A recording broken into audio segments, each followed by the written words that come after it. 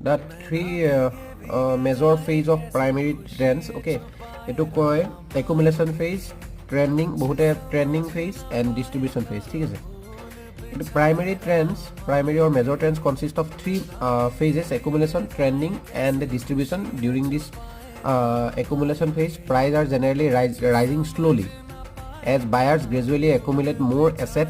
This phase can be a great time for informed market participant to start accumulating share at a discounted price.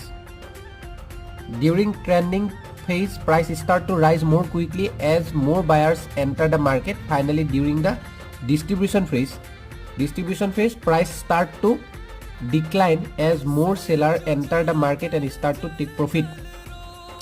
This is perfect opportunity to investor to keep their eyes out for undervalued stock that have potential to become more valued soon.